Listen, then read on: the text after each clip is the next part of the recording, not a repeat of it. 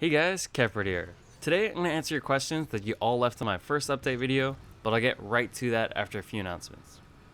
First, thank you so much for everyone who supported me and voted me in for the Rocket League subreddit channel of the month. That was really unexpected, but it was something I was working towards for a long time. I really wanted my channel to be in tip-top shape before I nominated myself, and I felt like my threes content was getting me towards that direction. And you guys did the rest. Whether it was you liking a video, leaving a comment, or even voting on the vote page, I couldn't have done it without such a great audience, so thank you. Second, some bad news. I've only had it for 5 months, but my SSD just died. Along with all of my replays, footage, the 90% done wall air dribble tutorial. So that sucks a lot. It was terrible waking up and finding out my computer wouldn't boot. So I didn't have any backups because I'm dumb, but I do remember what I did. And I had some ideas about what I want to do better, so I'm going to start from scratch again, and it should take a lot less time to get to where I was. I also ordered new parts for a pretty powerful PC, so the video quality on this channel and that tutorial will take a huge step up.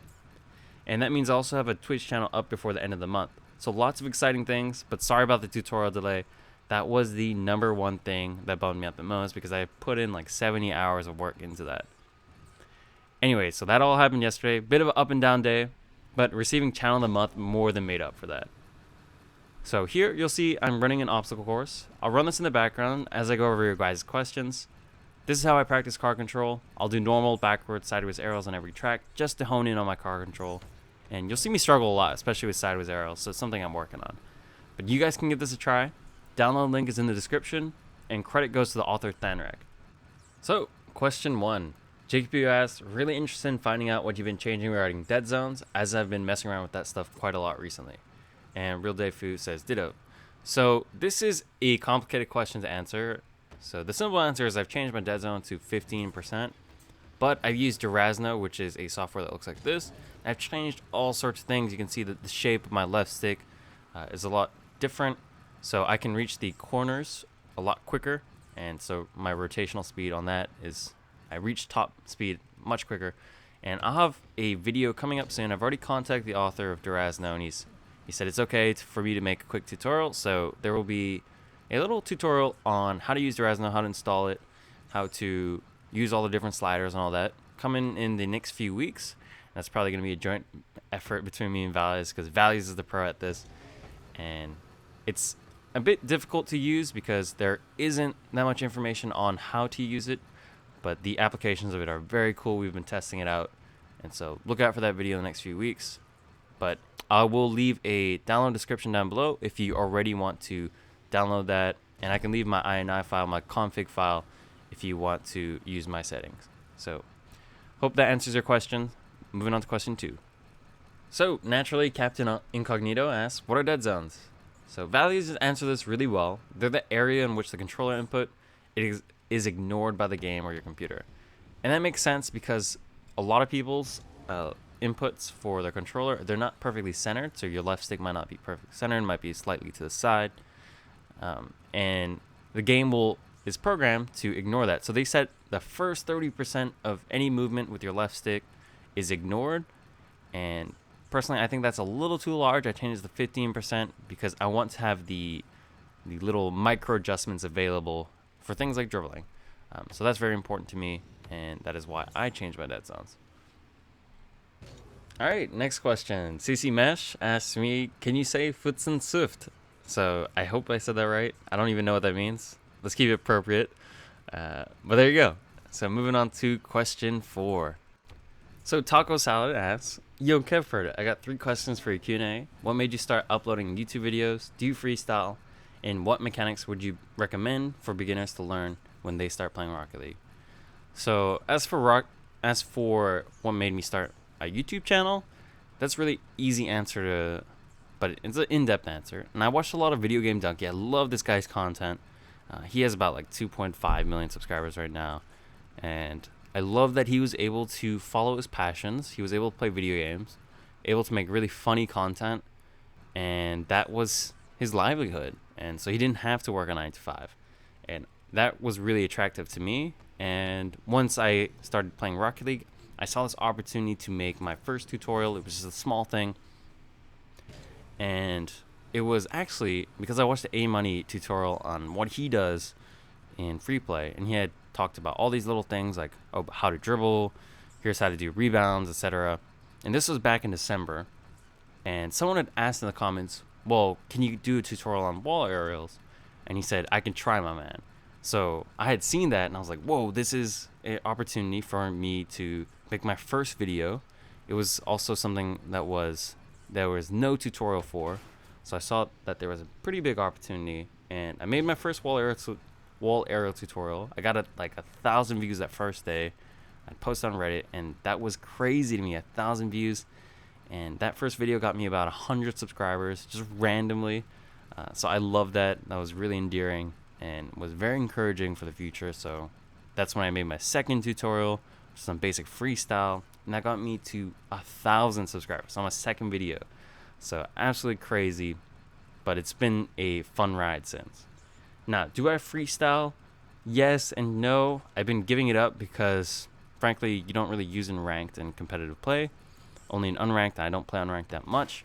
But ever since about 10 days ago, I've been using the arrow left, arrow right, and doing all these tornado movements and watching Jazer's Freestyle Fridays, which is so funny and just fantastic content.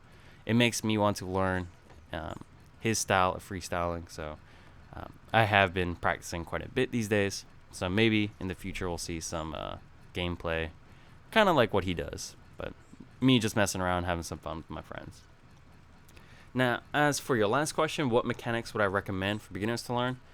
I wouldn't recommend any mechanic. I would say you can work on your basic aerials, perhaps, but it's not really important what mechanics. It's more important that you're hyper aware of what your biggest weakness is. So I remember when I was about 400 hours, I had no wall aerial game. So that's when I sat in free play. I'm like, okay, well, I got to learn this, try to figure it out. And that's what prompted me to make a tutorial, just to make that process a little faster for other people. But I also remember knowing that my dribbling game was terrible, so I sat in free play and just practiced that in between games all the time. And so that process of being aware of what your weaknesses are is something that continues on for the rest of Rocket League, not however long you play it. So I'm at 1,500 hours. I think about 100 hours ago, I saw that I had a weakness in turn and clears, and I talk about that in threes all the time. It was something that just wasn't in my game, so I made some Rocket League trainer shot files for that. So it's really not about the mechanics. It's about being aware of what mechanics you need to improve on. That's most important. So thanks for your question. I have to say I always look forward to your comments, especially my 3v3 analysis videos. And I love discussing with you everything related to Rocket League. So keep that up. They inspire me to make more videos. So moving on to the next question. So Franco Grand asks, will you be uploading analysis of your games against Selfless? I'll say I hadn't really thought about it. It's not really on my mind since I think RLCS Qualifier 1 was about a month ago, and so our skill level has increased dramatically since in terms of threes, and I feel like that would have just been us criticizing ourselves. So it wouldn't have been a great exercise in teaching you guys, but hopefully we'll play them again in the future.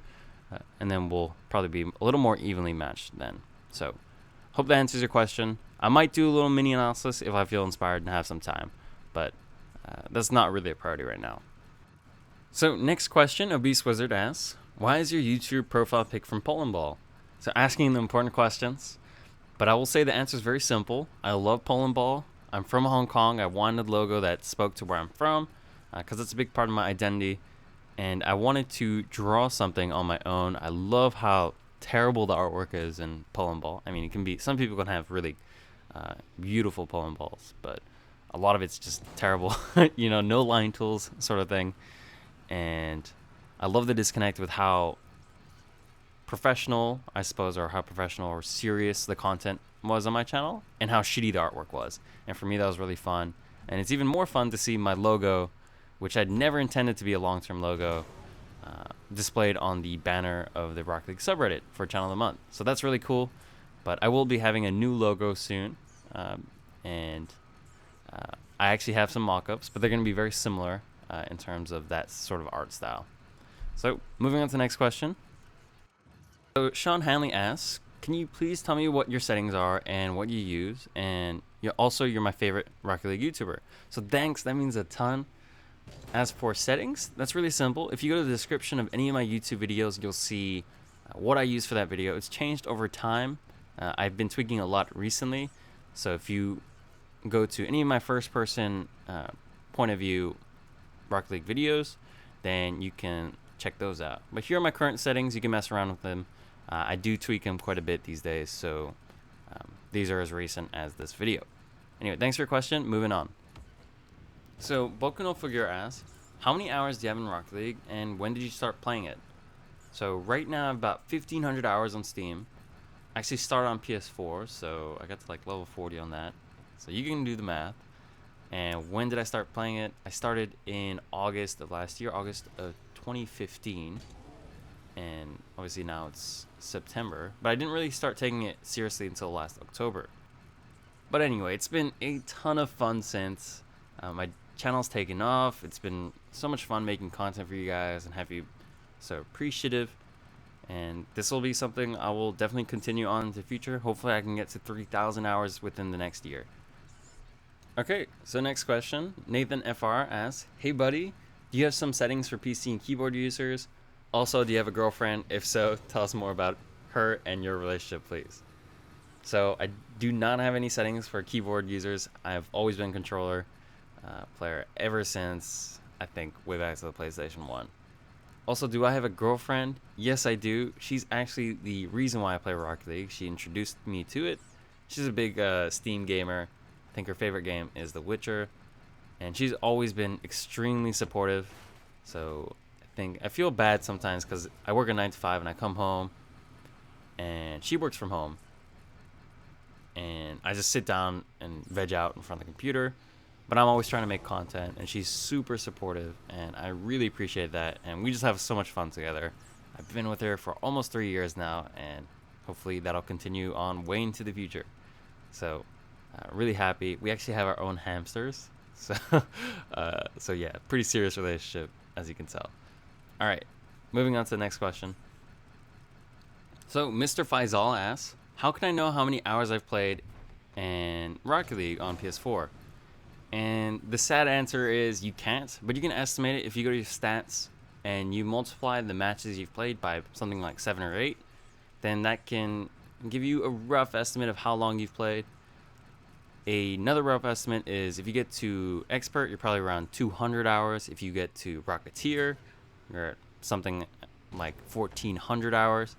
So you can look that up on the Rocket League subreddit and ask some people what their ranks are. And if you compare ranks, generally that means you've been playing around the same amount of time. So sorry about the answer, but that's the sad truth. Okay, so Harrison Notice asks, why did you start this channel? And do you ever worried you weren't qualified enough to make a tutorial? So as for starting this channel, I started because I wanted to think like a small business, have that autonomy, make a livelihood, make all these decisions about the way you position your content, the search engine optimization, all that stuff is really fun and exciting for me. And I love that business side of YouTube as well. Also, I love Rocket League, so it was very easy for me to get in a position to teach that because I've been coaching soccer for quite a bit now. And I love the parallels between the two, and I felt like my skills definitely matched, and something in me just clicked. So that was pretty easy. Now, did I ever worry I wasn't qualified enough to make a tutorial? I worried about that quite a bit in the first few tutorials, but once I got all the responses about how helpful I was and how great the video was, I definitely gained a lot of confidence, and I began to see myself as the tutorial guy. So I never worried about that after that. So hopefully that answers your question. If you're thinking about making your own channel, yes, you're definitely not going to feel qualified at the beginning. But if no one sees it, then no one cares. So I think rarely you're going to get someone saying, you know, this video is terrible, blah, blah, blah. So you really don't have to worry about that sort of thing. So thank you for your question. Moving on to the next one. Junket asks, subscriber analysis definitely needs to be a thing. Have you thought of coaching a la Johnny Boy style? So subscriber analysis is a thing, but it's pretty small. I've only done maybe 4 or 5 videos on ones. And since I've gotten so many requests, I'm actually going to set up a Patreon. So when I officially launch that, there will be an update video. And I believe I will start off the subscriber analysis series at $5. I'm going to do one a week, so we'll have 4 people able to do that per month.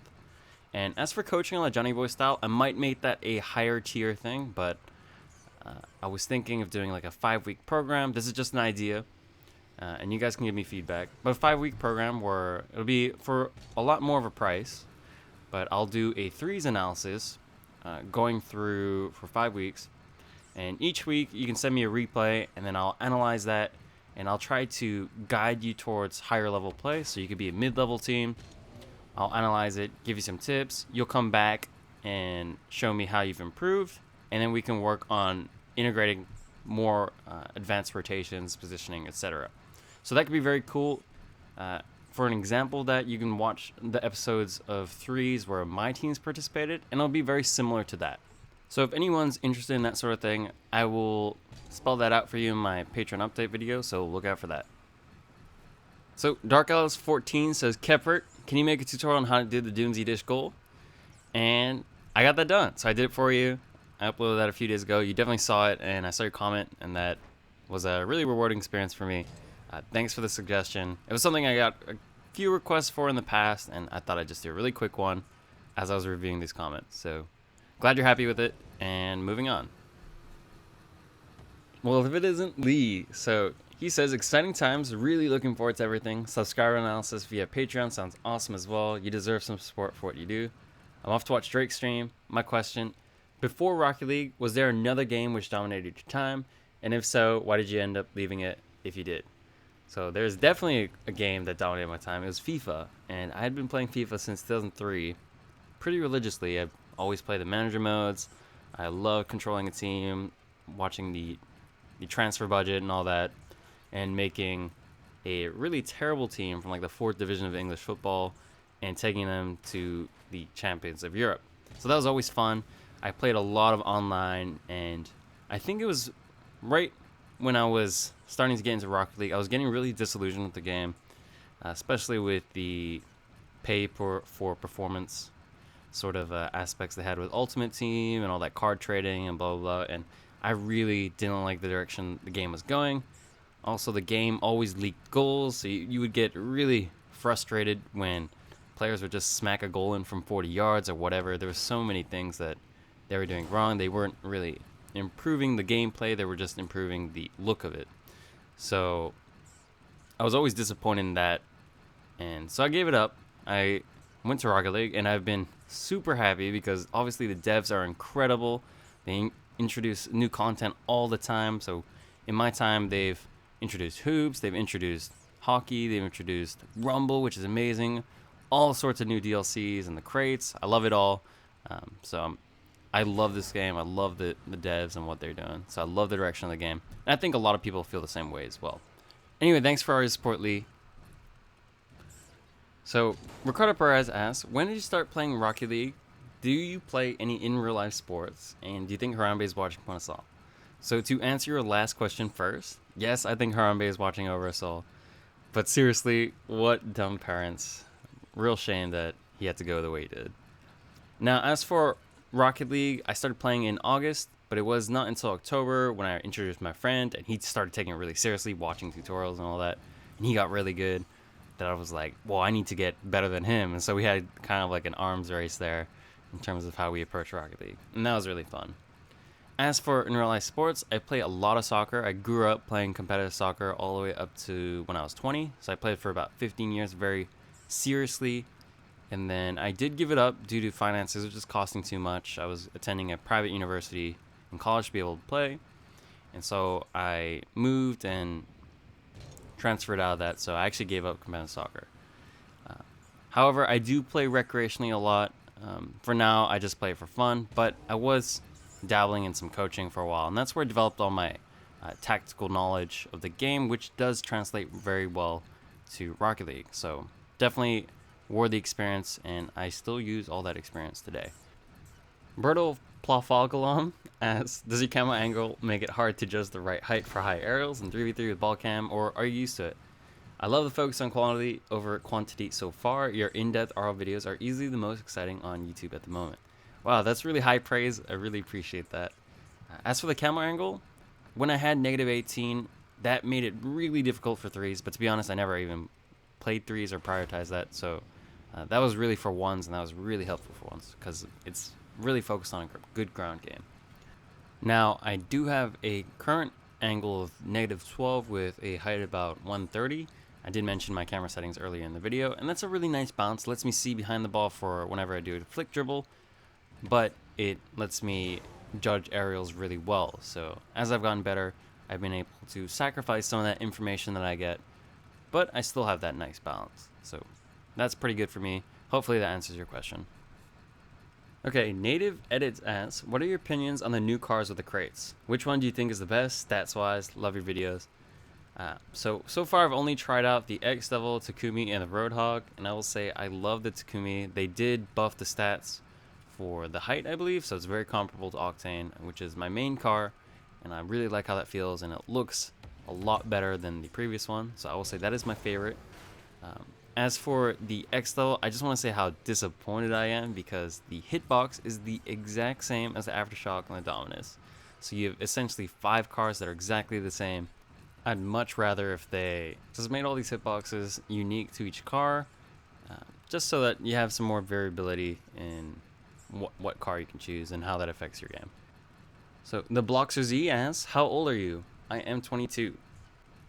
Ninja Boy 051 asks, how old are you? So 22. Do you have a job? Yes, I'm actually an accountant. And do I play Rocket League competitively?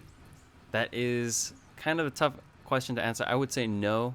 We do play and take it very seriously, but we've only played RLCS, I believe, twice, so the first and the second time.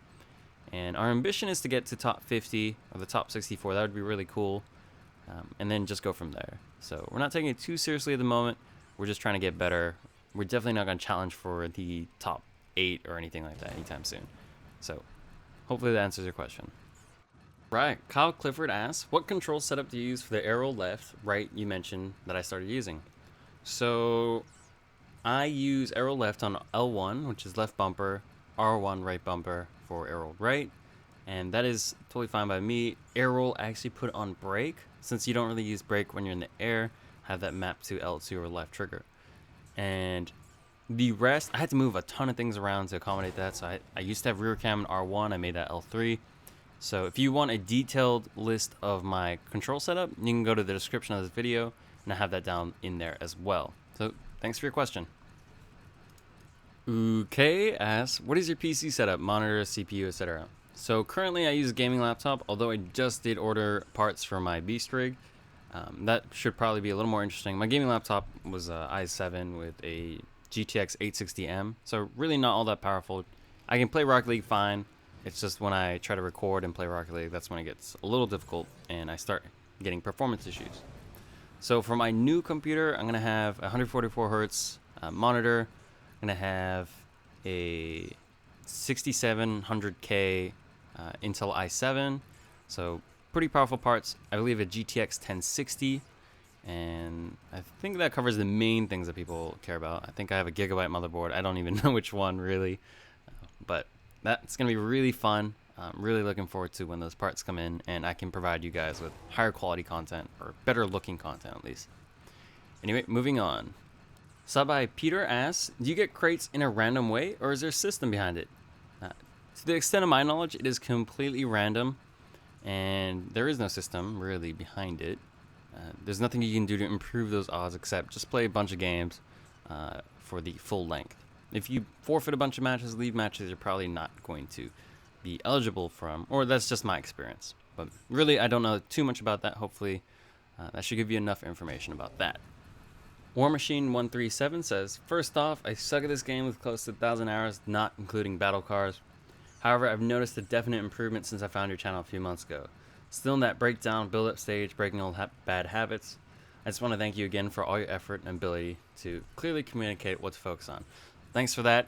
As for breaking down and building up, I'm constantly doing that. Obviously, I just did that with my arrow. So glad to hear it. And he also says, want to add that I'm almost nearly 35 and competing against younger, healthier people. Lol. Yeah, I'm 22, and when I was watching RLCS, I could not believe how young these kids were. Some were like 16, 17, still in high school. Completely bizarre. As far as the question, I suppose I'd like to know if you're interested in one-on-one training to really break down my shortcomings. I'd be very interested in being a sub for your team once I feel confident in that level of play, maybe for RLCS Season 3 or 4. High hopes. So, as for one-on-one training, I might do that through Patreon, make it pretty cheap. I do get a lot of requests on Steam, and so I've had to start turning people down just because my Steam list would become full. And so as for the one-on-one training, just to control the amount of requests I get, I might just add a nominal fee to that. As for subs, we actually have a couple subs right now, and they're really good players. But if we're in a situation where we need a sub and we're looking to improve our team, we might have open tryouts. So if ever that situation arises, then I will let you guys know on this channel. So Jossie Sphere asks, how much do you prepare in advance for a replay analysis? So for ones, I'll probably do 2 or 3 takes and then go with what I like. For threes, that takes a long time. It takes maybe 3 hours to constantly do the takes. Obviously now with my new setup, with my last episode, I started doing it in chunks to make the video a lot shorter. And that reduces the time to maybe 2 hours. But still, threes take a long time. I have done ones where I've been satisfied with the first analysis. So that usually takes about 40 minutes to maybe an hour and a half. As for hours I put into the game, about 1,500, maybe even more, because I used to play on the PS4, so it might even be closer to 1,600 or 1,700. Would you consider changing cars? Have you actually tried going away from Octane? I actually have. So recently I started playing with the Dominus just because I like the way it looks, especially for wall aerials and doing side aerial hits. It's really fun because you can hit that side of the ball with a smaller or the shorter hitbox. And for flicks, it's a lot of fun as well. So in my last replay analysis, you'll see that, I think that was episode 9, you see that I integrate a lot of flicks, and that worked really well for me. Now, live commentary for my own gameplay or a tournament, yes, I'll definitely do that. With my new PC coming in, I should launch my Twitch channel in about 2 or 3 weeks, and that's going to be very exciting for me. So you guys can see first person how I play with my team. As for one's gameplay, I might try and be a little silent because I like to focus on that, but I'll always address questions in the chat and all that. So that's going to be really fun, really excited about going on Twitch because I've been on Twitch and other people's streams. It's always been a lot of fun.